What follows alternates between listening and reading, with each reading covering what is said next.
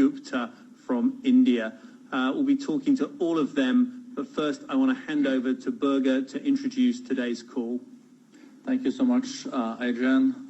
Good afternoon from Geneva. Thank you to all of you for joining again this call. As my colleague Adrian said, we have a great panel today. The backdrop is still extremely serious globally.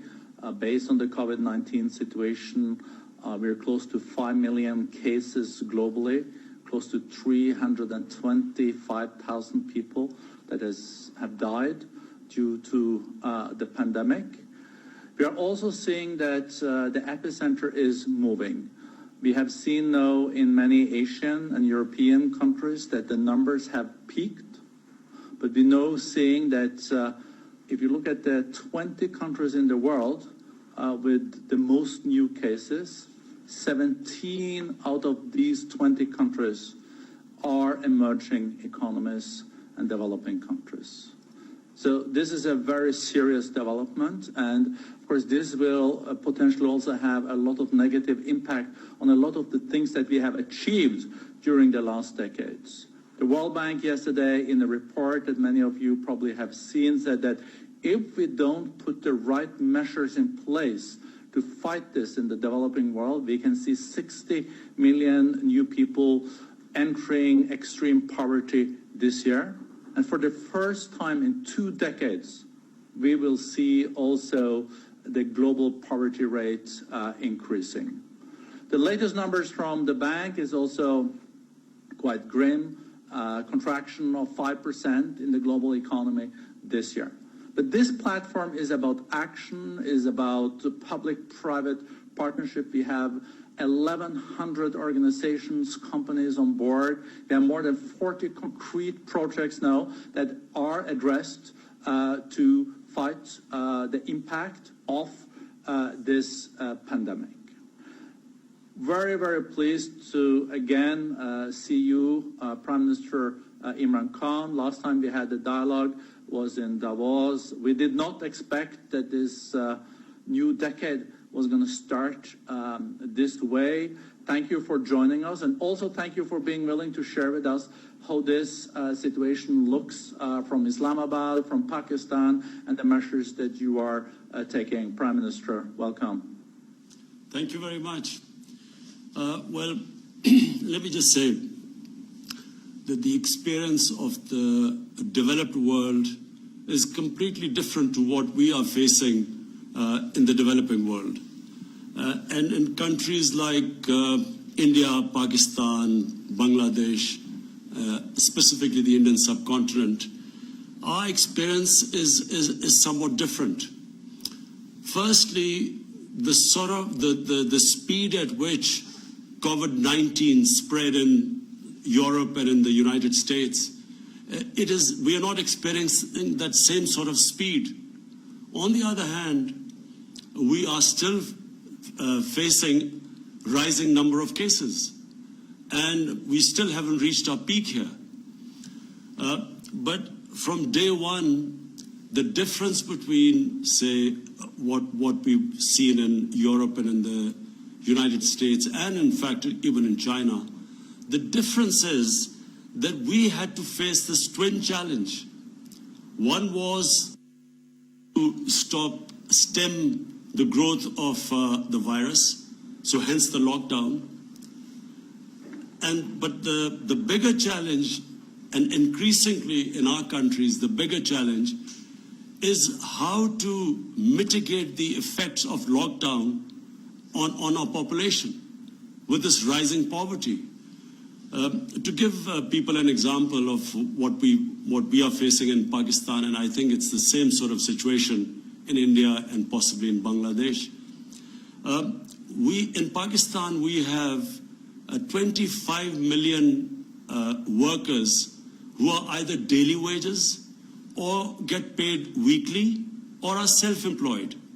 So when we locked down like the whole of the world to stop the spread of the virus, all these people became unemployed. And when we were talking about 25 million workers, you're talking about 25 million families. And actually it has affected round about almost 120, 150 million people.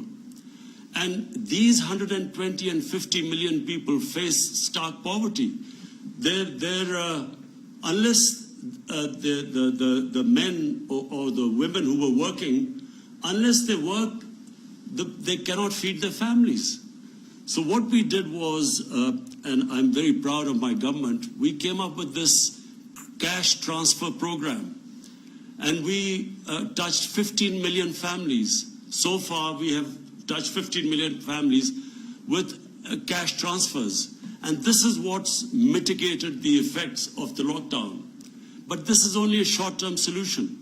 So therefore, despite the rising cases in our country, we have decided to go and ease the lockdown.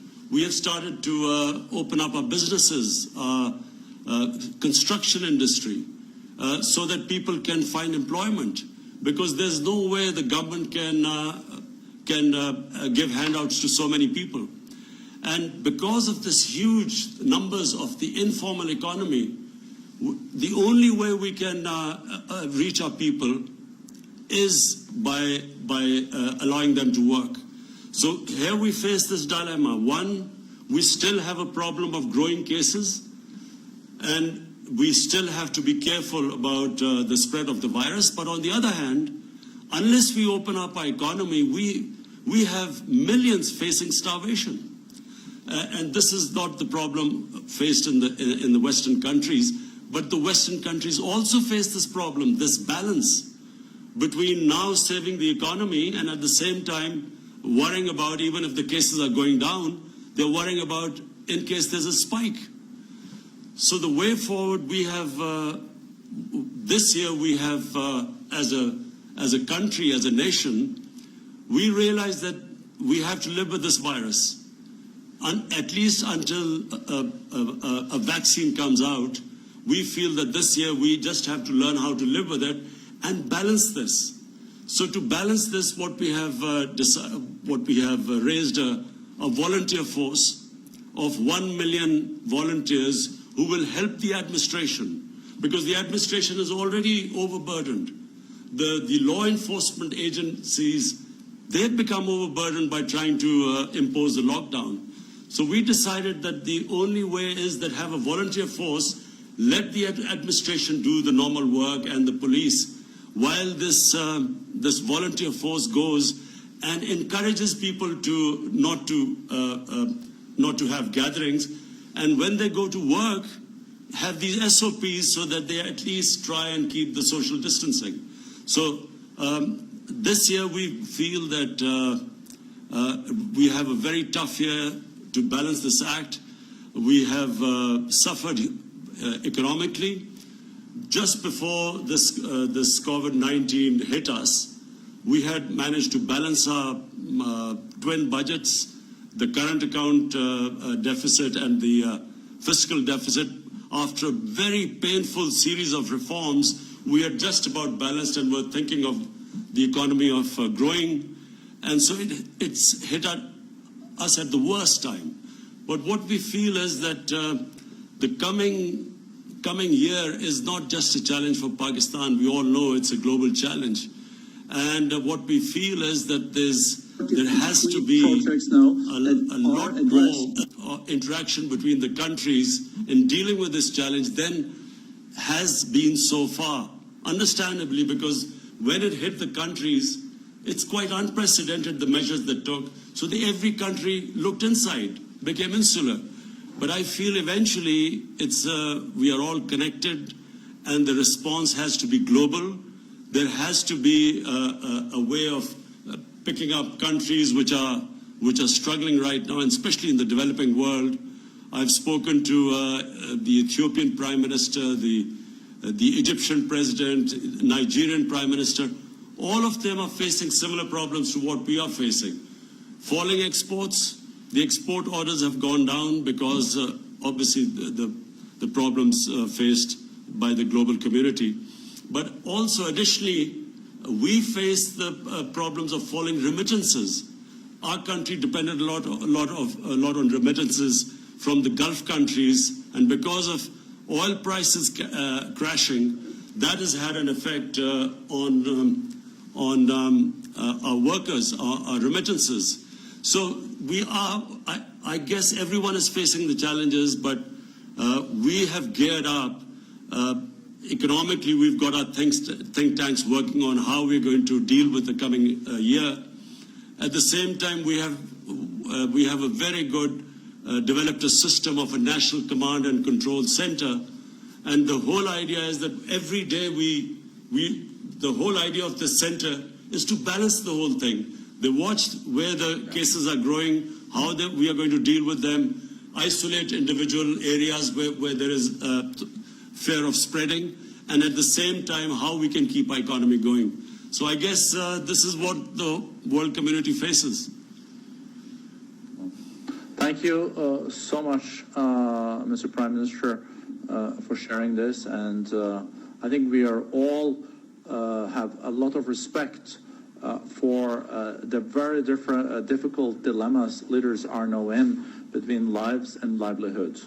And especially in poor countries, this is really a huge task. And as you underlined, when we met in Davos, we thought the global economy was going to grow with 3% this year, and now it's going to contract with 5%. So this will have huge impact. And I guess that the global debt situation is also something that is really a serious issue for Pakistan. I'm going to go to the Development and Trade Minister of the Netherlands, but if you can very shortly, Prime Minister, just in 1 minute say something about the global debt situation and also the special situation for developing countries, because there is a discussion about a global plan here. G20 countries have come up with a debt relief. They've just come up with a policy of debt relief, but it needs to be there need to be more details and more work on this. But let me just put it this way: a lot of the developing world faces the situation where, because of their debt servicing, their fiscal space has contracted. They don't have enough space actually to cope with this challenge of health facilities, because the biggest problem caused by COVID is it's overwhelmed the health facilities, the hospitals.